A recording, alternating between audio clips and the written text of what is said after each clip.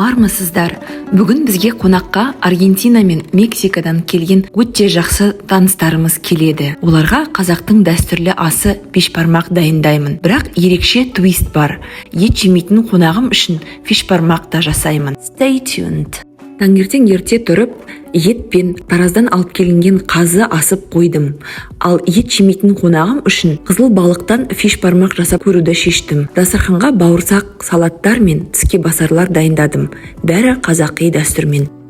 Шетелдегі өмірлеріңіз қызық, қонақ қарсылағанда не дайындайсыздар деген сұрақтарыңызға міне тіске басар ретінде мындай шпинат пен қызыл балық қосылған рулет дайындайын деп жатырмын. Қазір осы 150 грамм шпинатты жақсылап ерітіп, себебі бұл дейтін қатып тұрған күйі болды. Ерітіп, суын сығып, жақсылап кетіп ыдысқа салдым. Міне түсте келіп жетті, қонақтарымыз келіп қалды. Екі жанұяда бір мезгілде келді, бірақ аргентиналықтар сәл 1-2 минутқа ерте келген еді. Артынша мексикалық отбасы да келіп қалды. Осы екі ұлтпен біздің дәстүріміздің бір қауышатын жері қонаққа келгенде құр қол келмейді екен. Мысалы, аргентиналық отбасы біздерге тәтті торт, балаларға бір шырын, және жігіттер өздеріне алкогольсіз сыра алып келген екен. Ал Памела болса, өз қолынан дайындаған ыссы күйінде ірімшік суфлесі мен осы ірімшікпен қосып жейтін құрғақ пішіне алып келген. Асығып жүргенде бешбармағыма картопты турап салуға ұмытып кетіппін.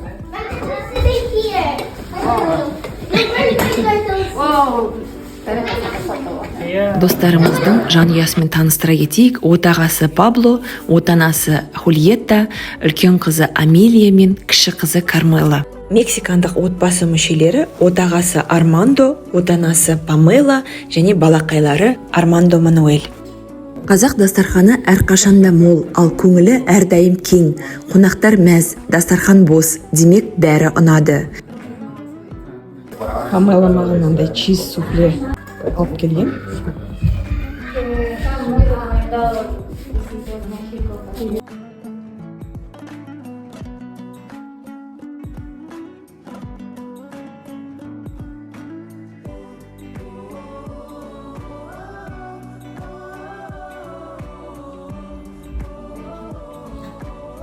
Балдар да өздеріне жұмыс тапты. Амелиялардың алып келген шырындарын езіп ішіп, мәз болып жүр.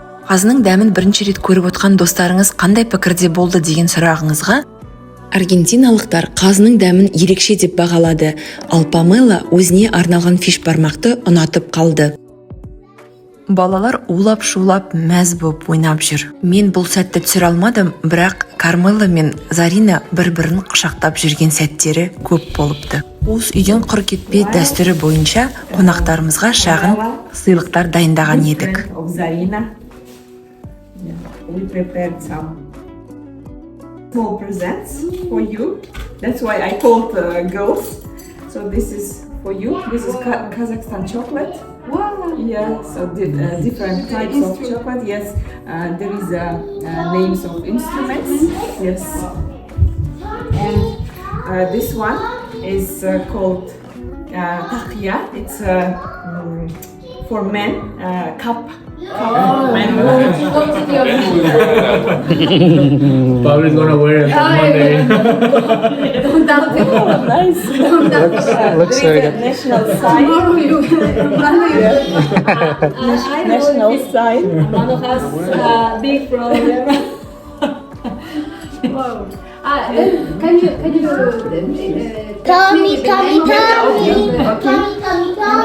So girls, they are not here. So I will give them a bit later. Armando, don't leave them. Come here. The same for you. Oh, thank you very much. I love chocolate. Yeah, chocolates from Kazakhstan. No vas a comer pastel. Vamos a cortar. ¿Cuándo? Where's Tommy? This one is also for Armando. What? Like this. Wow. Also I told you. big one. This is, according to our tradition, it's especially for men when you gift some cup, it's our. Armando Manuel. Por favor, y no te Yeah, vayas. it's some kind of respect, for you. And this is for Armando Manuel because you are also a boy. Wow. Say thank you. And this is from Zarina. When we travel to Barcelona, she told let's buy something for my friends. Spain, Barcelona.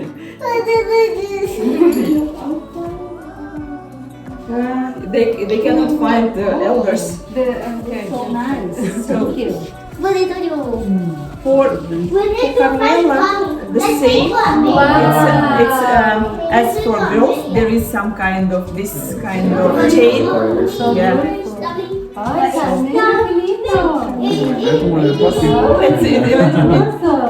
But you when you go, it will be fine. And also, this one is from Barcelona. Wow, thank you For very you. much.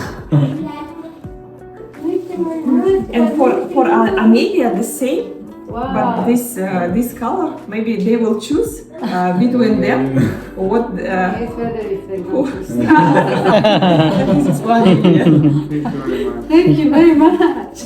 Балдардың ойына қанбай кетерде ертең тағы да келейікші деп айтып жатқан сәттері. Make it one more time. Осындай мәдени кездесулер мен қазақтың дәмді тағамдары ұнаса, арнама жазылып лайк басыңыз. Келесі бейнебаяндарда кездескенше. Ал мен болсам қонақтарды соңына дейін шығарып салуды жөн көріп, машиналарына дейін шығарып салдым. Өмір сондай қызық. Кезінде осы елдердің сериалдарын біз тынбай отырып қараушы едік. Ал қазір осы елдердің адамдарымен көзбе-көз бір дастарханда отырып әңгіме соғып ас іштік.